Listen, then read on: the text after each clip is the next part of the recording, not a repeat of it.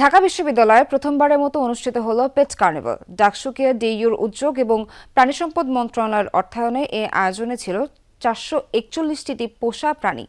এই কার্নিভাল ঘিরে প্রাণীপ্রেমীদের এক মিলন মেলায় পরিণত হয় টিএসসি প্রাঙ্গণ।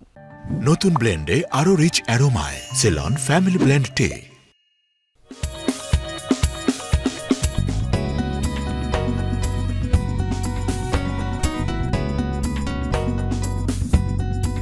শখের পোষা প্রাণীকে পরিবারের সদস্যই মনে করেন প্রাণীপ্রেমীরা। ঘরের সবচেয়ে আদরের প্রাণীটিকে নিয়ে তারা জড়ো হয়েছেন প্রথম পেট কার্নিভালে। বেশিরভাগই এনেছেন বিড়াল। দেশীয় জাতের পাশাপাশি পার্সিয়ান মিক্সড ব্রিডের বিড়ালও ছিল অনেক। আমরা খুবই এক্সাইটেড এবং খুবই এনজয় করেছি এবং ও অনেক অ্যাটেনশন পেয়েছে। প্রথম থেকে ও একটু বেশি জ্বালাতো। বাসার সবাই বিশেষ করে বাবা ওকে খুবই পছন্দ করে। আইসা দেখলাম ওরা কেউই খাবার দেয় না, তো আমি হচ্ছে ক্যান্টিন থেকে যাই নেই, মাছ নেই, মাংস নেই, অর্ধেক আমি খাই আর ওদের জন্য খাওয়াই আর কি।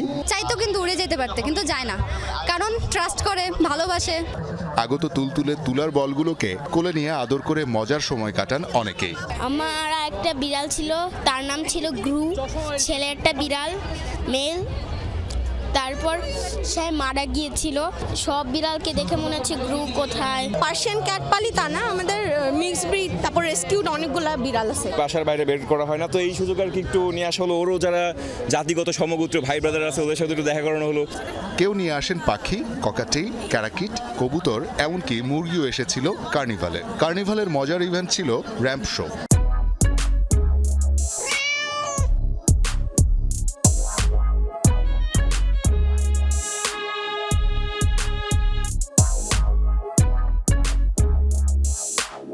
মডেল হয়ে র্যাম্পে আসে বিড়াল, কুকুর, পাখি, মুরগি। খাদক বিড়াল পর্বে নির্দিষ্ট সময়ে সব খাবার খেয়ে শেষ করতে পারেনি কোনো বিড়াল। এমন আয়োজনে প্রাণীদের প্রতি মমতা জন্মাবে বলে বিশ্বাস আয়োজকদের।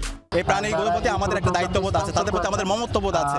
তো সেই মমত্ববোধ, সেই দায়িত্ববোধ এবং সেই ভালোবাসার প্রতিচ্ছবি হিসাবে আজকের এই কার্নিভাল।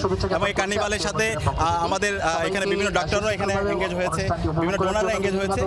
আয়োজনে বিভিন্ন পুরস্কার, gift, cat food, cat home, নানা সুবিধা রাখায় অংশগ্রহণকারীরা সন্তোষ প্রকাশ করেন।